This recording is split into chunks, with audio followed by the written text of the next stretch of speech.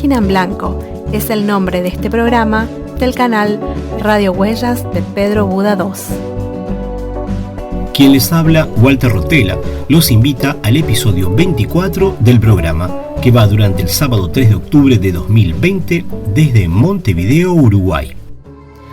El canal Radio Huellas de Pedro Buda II está en iVoox.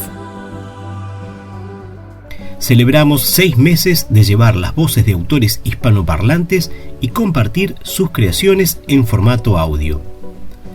Como una forma de celebrar, es importante mencionar que, a partir de este sábado, la información de este y los siguientes episodios, así como la información de la obra de los autores que participan del espacio charlando con el autor que está frente a la página en blanco, serán publicados en un nuevo blog, llamado como el programa, Página en Blanco.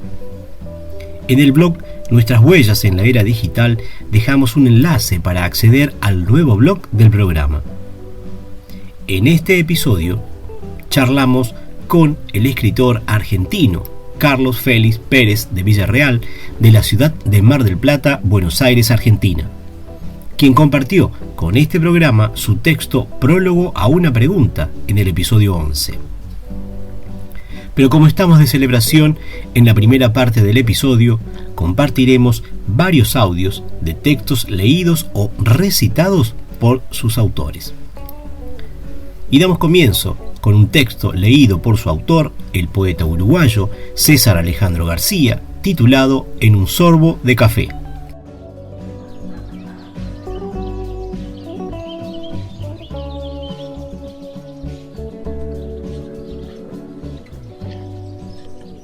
En un sorbo de café. Yo me bebí tu presencia en un sorbo de café, en unos segundos antes que naciera el día después. Yo saboreé tu ternura en una noche extendida, en que dolores de heridas quedarían para después. Y bebí tu piel desnuda en un sorbo de café. Un recipiente de almohadas y sábanas envolventes te metieron en mi mente siempre antes del día después. Y me bebí tu pasión en un sorbo de café.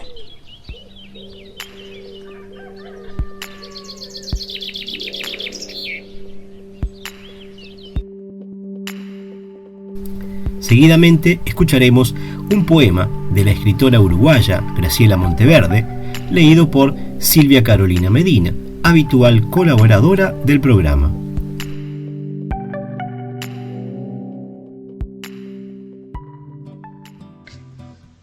Libro amigo, de Graciela Monteverde. Lectura a cargo de Silvia Medina. Eres amigo paciente, que espera siempre en silencio, para que yo con mis manos te despierte de tu sueño. Me lleno de fantasías cuando tus páginas leo y me voy haciendo grande con lo que voy aprendiendo. A veces te dejo solo porque me gustan los juegos y correr con mis amigos, porque soy niño y lo siento. Sé que estarás a mi lado con soles y con inviernos, como mi madre y mi padre, como los buenos maestros. El tiempo me hará entender que tú, libro compañero, aunque esperes en silencio, me darás el mundo entero.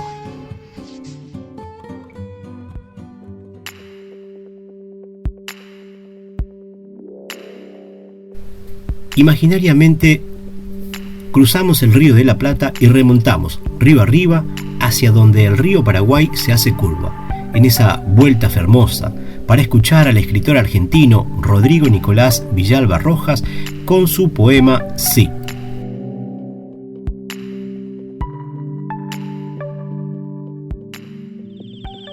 Soy Rodrigo Villalba Rojas y a continuación voy a leer un poema de mi autoría, titulado Sí. Que una mañana cualquiera, como eran todas, ella me raptaba sencillamente del sueño, índice y pulgar, la mano atenazada sobre el dedo mayor del pie, y cielo, mamá, con un gesto mínimo y perenne, me hilaba el mundo, con el cordón de su brazo. Cielo, me raptaba del teorema confuso, de la nebulosa continua, me invocaba en una voz, evocaba con un signo. Cielo, mi regreso. Y yo, ya senil o cercenado, tendré décadas hachazos sobre los hombros, y aunque el cuerpo a tierra, derrotado, cielo. Muchas gracias.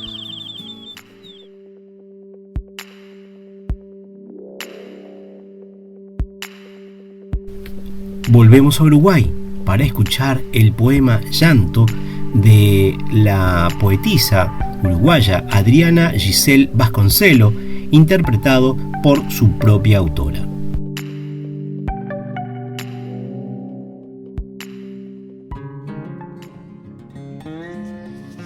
Soy Adriana Giselle, de Canelones, Uruguay.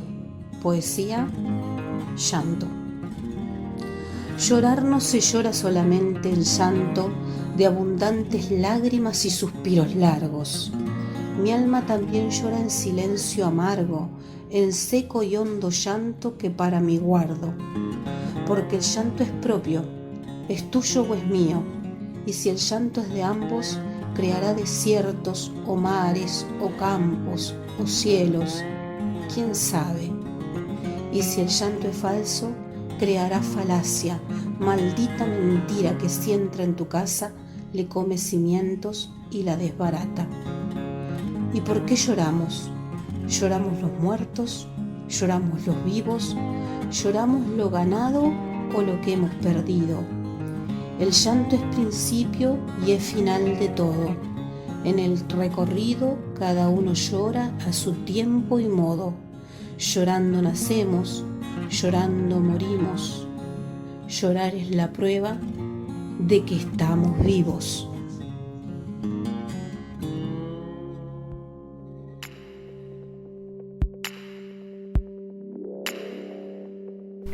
Cruzamos nuevamente un río, esta vez el Uruguay, para llegar a Corrientes y encontrarnos con la voz de Evelyn Botzle leyendo su poema Cuchillo.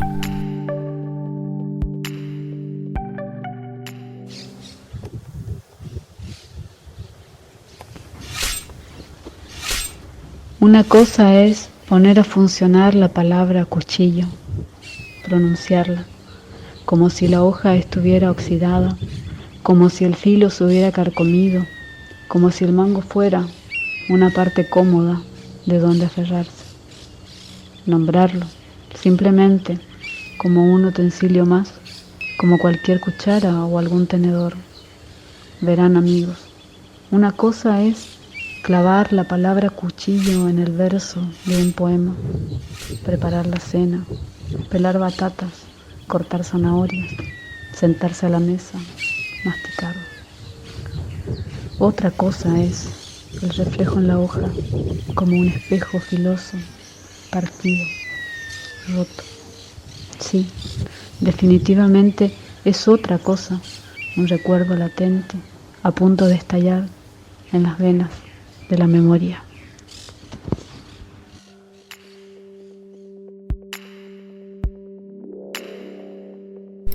Nos quedamos en esas calurosas llanuras para escuchar el poema La Tierra del Olvido de Liliana Marisa Robles en la voz de Evelyn Botzle.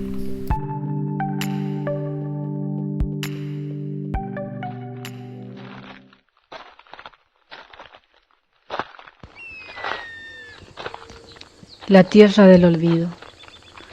Acá lo llaman Campo Santo, para mí es el infierno. Cruces rotas se esparcen, el aire denso me aplasta, me detiene.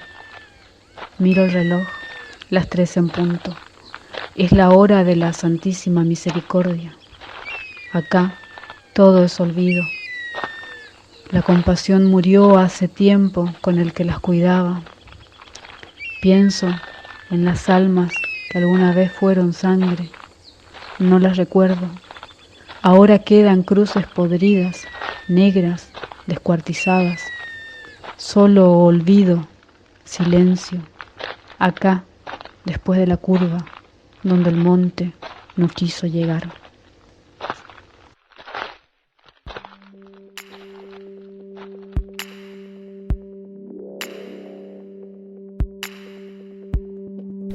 Finalizamos esta primer parte del episodio 24 con el poema Página en Blanco de la poetisa uruguaya Susana Nacente Sandoval, leído por su autora.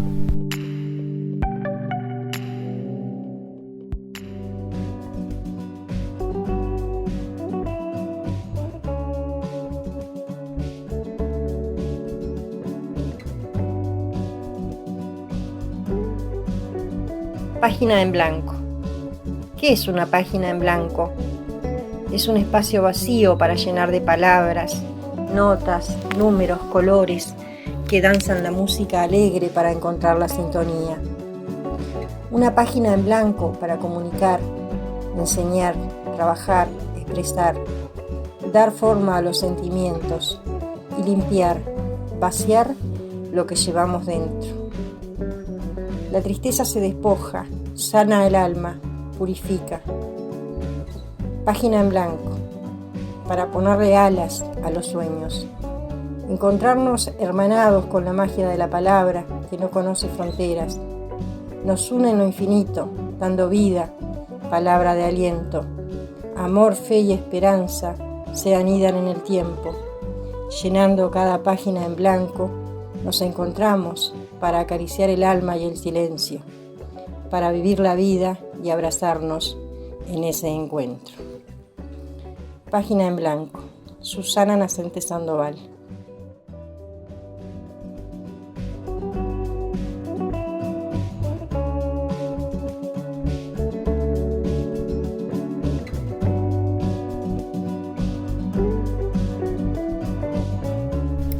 Antes de pasar a la siguiente sección, vuelvo a invitarlos a seguir leyendo información del programa Página en Blanco y sus episodios en el blog Página en Blanco. Los primeros 23 episodios del programa se podrán seguir escuchando en el blog Nuestras Huellas en la Era Digital, como en la plataforma de iVoox.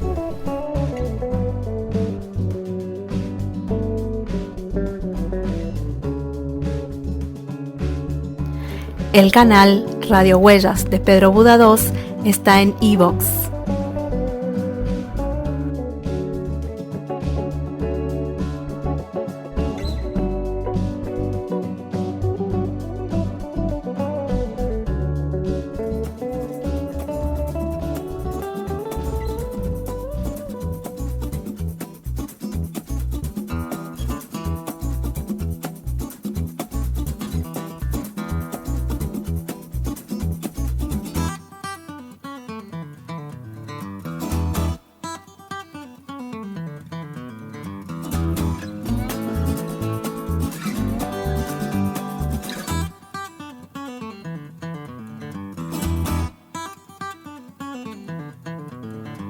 Este espacio hoy recibe al escritor y periodista argentino Carlos Félix Pérez de Villarreal. Nació en la ciudad de Mar del Plata, fue jefe de redacción de la revista Nueva Etapa desde 2006 a 2020. Integra el Consejo Directivo de la Sociedad Argentina de Escritores, SADE Atlántica. Además, integra la Sociedad Iberoamericana de Poetas, Escritores y Artistas Mar del Plata.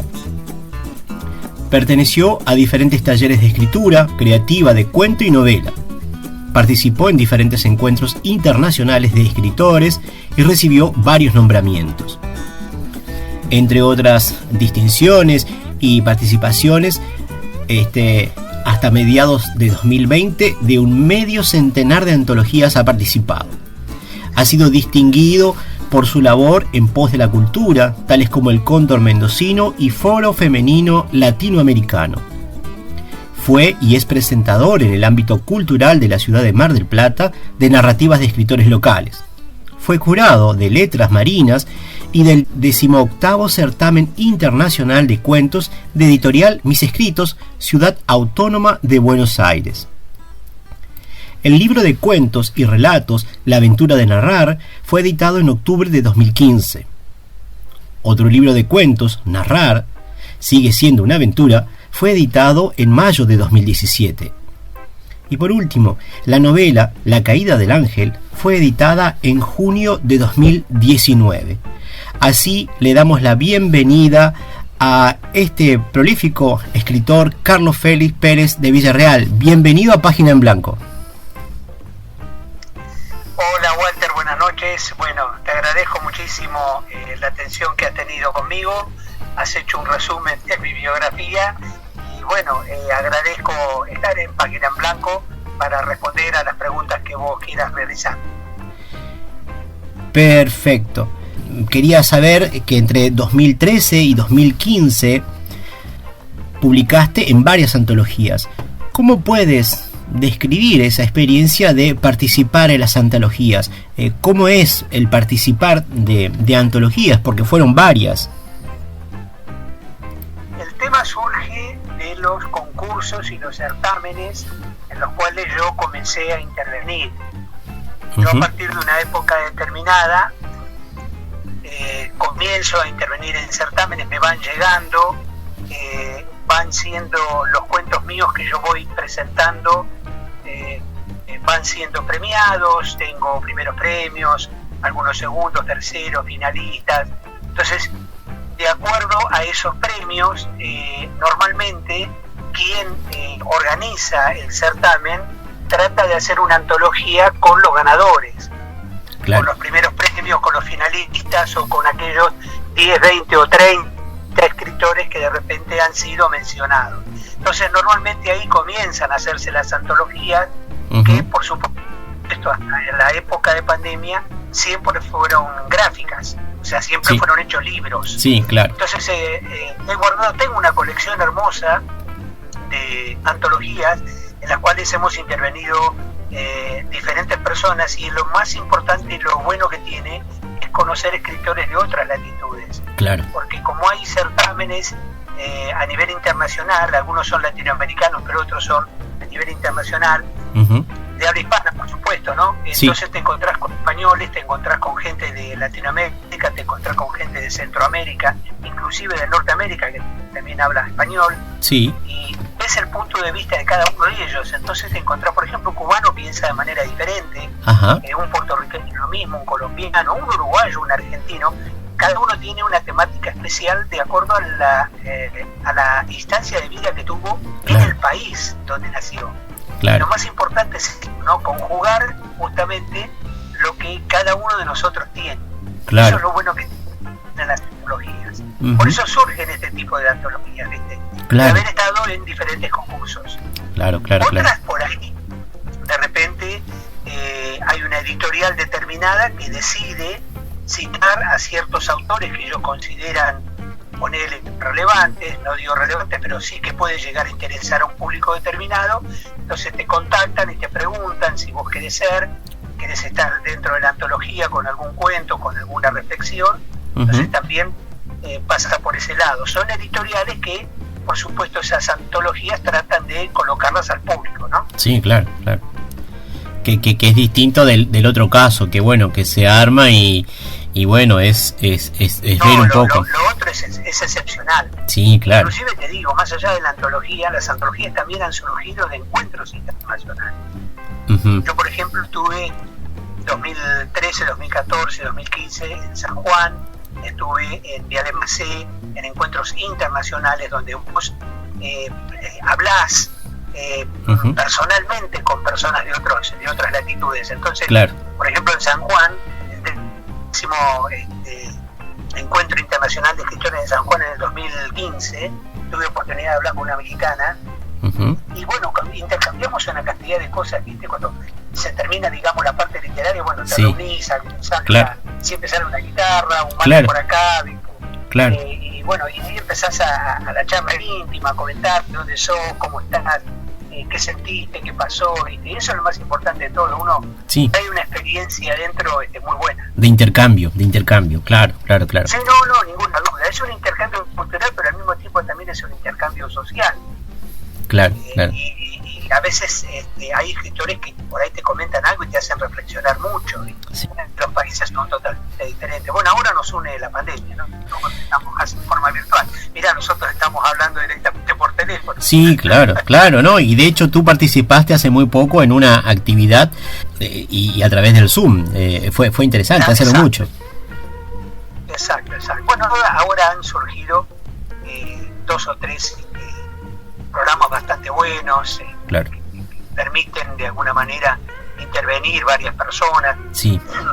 Hace muy poco la presidenta de SADE Atlántica, Marta Vega, tuvo una reunión con la presidenta de todas las filiales de SADE, sí, para integrar una revista virtual, así que todo eso se hace en forma virtual hoy en día. Es decir, podemos estar un poco más cerca sin tener que hacer un traslado y una erogación importante probablemente, lo cual facilita esas reuniones, ¿no? Es decir, me parece a mí, ¿no?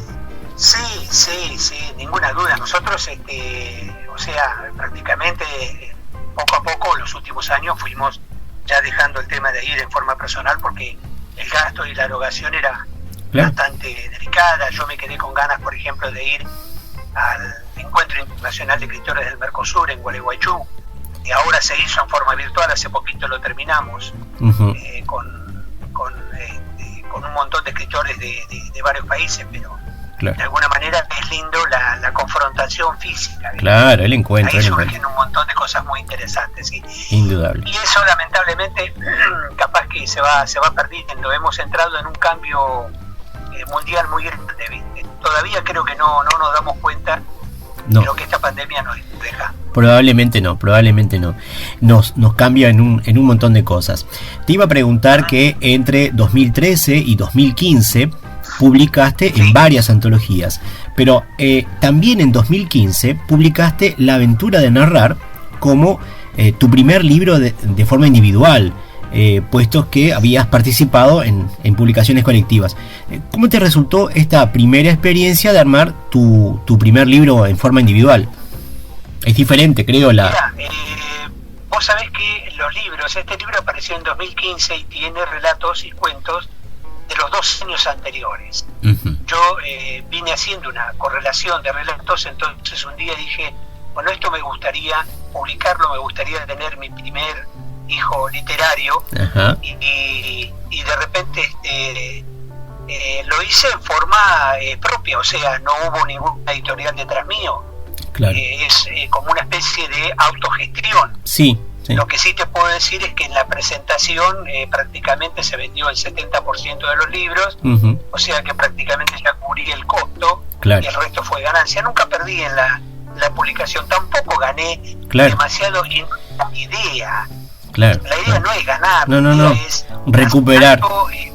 Otro lo lea, Sí. O sea, hay una relación, digamos, entre el autor y el lector, que es interesantísima, porque la respuesta que da la gente cuando vos haces la presentación te llena de satisfacción y de alegría, ¿viste? Sí, claro. No tuvo para mí un significado muy especial, estoy mirando en este momento, porque fue el primero de cuentos, ¿viste?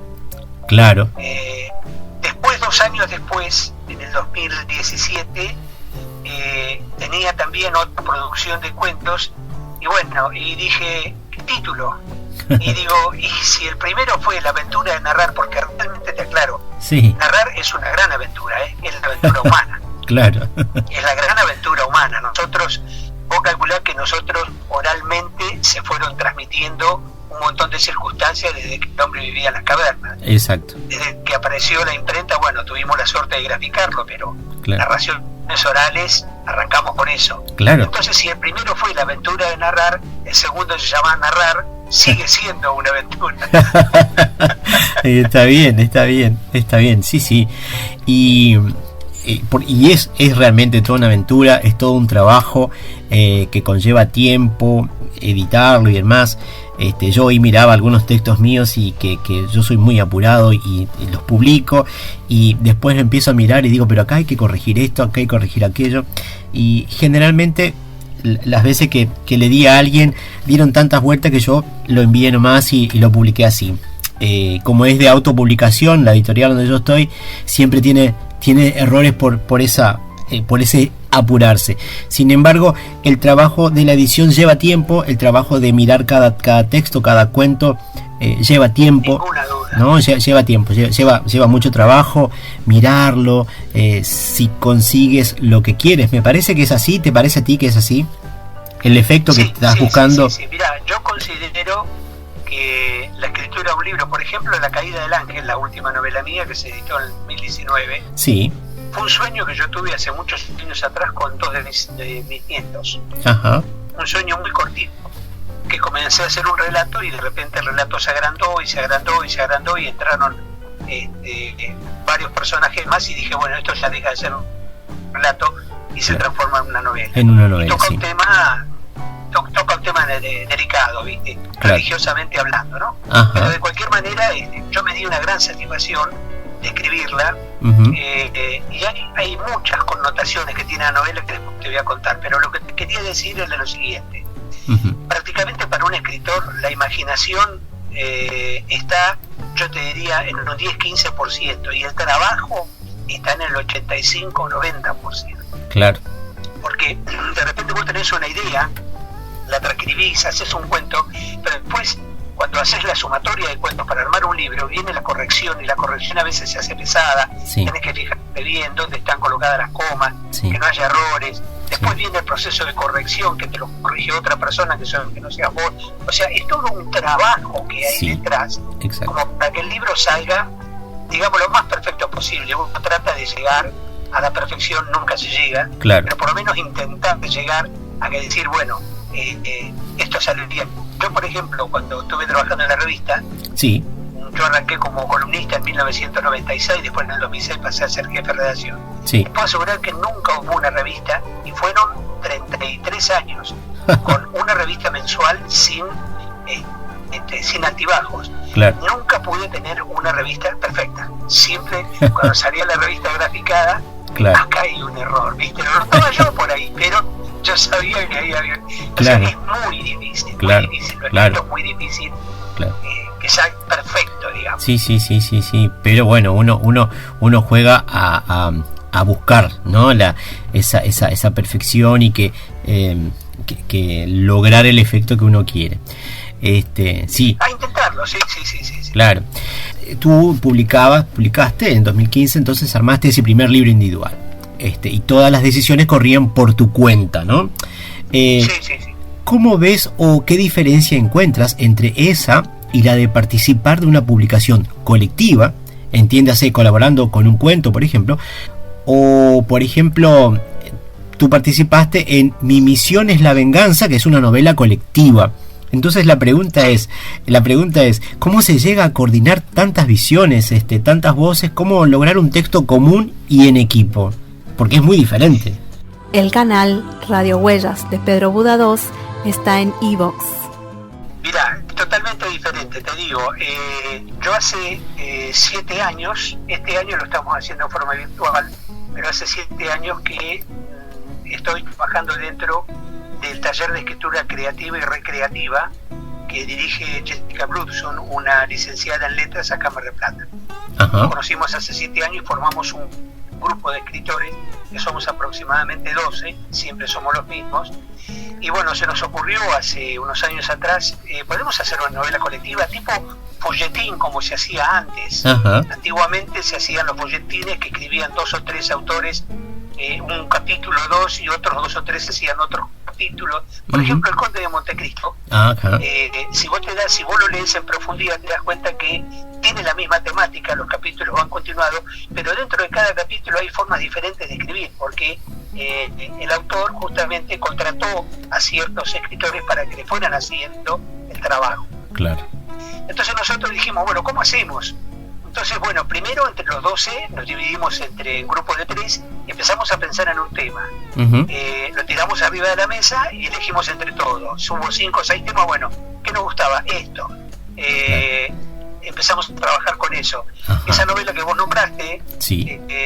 arranca prácticamente en 1930 en Europa, hay gente que viene en un barco, hay italianos, hay una venganza detrás. Entonces, ¿qué hicimos? De repente, como sorteo, 3 personas arrancaron con el primer capítulo. con una idea más o menos de lo que podía hacer. Hubo que hacer un trabajo de revisión fenomenal, porque, por ejemplo, en qué barcos en ese momento había, qué barco podía llegar a Argentina, en qué hotel podían venir a parar. Estamos hablando de 1930. Claro, porque es decir, es una de las cosas... Un trabajo histórico investigativo bastante grande. Justamente, ¿no? Es una de las cosas que a veces hay que hacer para que sea creíble. Aún en un cuento de ficción, creo que muchas veces hay que, para que sea creíble, para que... más allá de que se sabe de que es ficción de entrada, pero de algún modo tiene que ser creíble, ¿no te parece así? Sin ninguna duda, siempre tiene que haber una credibilidad. Uh-huh. El lector tiene que darse cuenta de que esa novela que está leyendo, ese cuento que está leyendo es creíble. Claro. Así sea ciencia ficción. Sí, sí.